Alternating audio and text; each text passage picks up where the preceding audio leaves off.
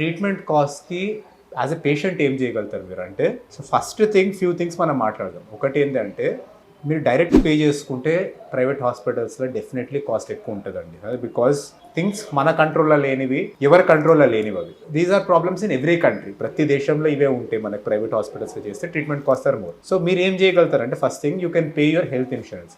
So మీరు afford చేయగలుగుతారు అంటే హెల్త్ ఇన్సూరెన్స్ కంపల్సరీ తీసుకోవాలండి ఎవరైనా.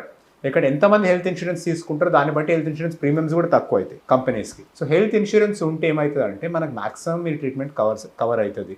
చాలా ప్రైవేట్ హాస్పిటల్స్లో ఎగ్జాక్ట్లీ ద సేమ్ క్వాలిటీ మీరు పే చేసేంత ట్రీట్మెంటే కవర్ అవుతుంది. ప్లస్ కొద్ది వరకు ఎక్స్ట్రా కాస్ట్ ఉండొచ్చు copayments, depending on your policy. So మీరు ఒక అఫోర్డ్ చేయగలుగుతారు అంటే హెల్త్ ఇన్సూరెన్స్ పే చేసుకోండి. అది అట్లా అసలు డౌట్ లేదు. మీరు కంపల్సరీ మీకోసం మీ ఫ్యామిలీ వాళ్ళ కోసం పే చేసుకోండి. సో ఇవి కాకుండా ఇంకేం చేయగలుగుతారు అంటే దెర్ ఆర్ స్కీమ్స్ అండి. ఈ స్కీమ్స్ ఏంటి అంటే ఒకటి మన గవర్నమెంట్ ఇచ్చే స్కీమ్స్.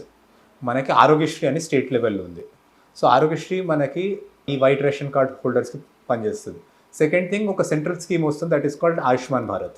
ఇవన్నీ మనకి పూర్ పీపుల్కి హెల్ప్ చేయడానికి ఉన్న స్కీమ్స్. సో ఒక విధంగా చాలా మంచిగా చేసేది మన గవర్నమెంట్ చేసేది ఈ రెండు. ఇవి కాకుండా గవర్నమెంట్ ఎంప్లాయీస్కి స్టేట్ గవర్నమెంట్ వాళ్ళకి ఎంప్లాయీస్ హెల్త్ స్కీమ్ అనేది ఉంది, ఈహెచ్ఎస్ అంటారు.